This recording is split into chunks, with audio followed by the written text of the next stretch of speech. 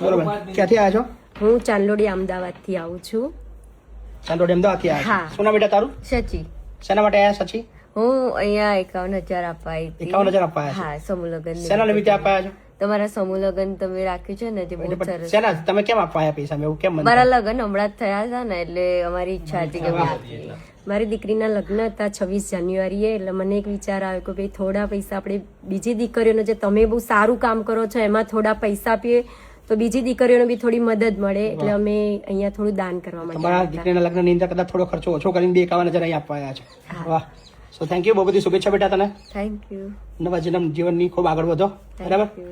અને thank you બેન, તમારા અદ્ભુત વિચાર બદલ તમને સેલ્યુટ કરીએ છીએ. ના ના અને 51,000 તમે જે અમને આપ્યા એ 21 તારીખે જે સમૂહ લગ્ન છે એની અંદર અમે ખર્ચ કરશું.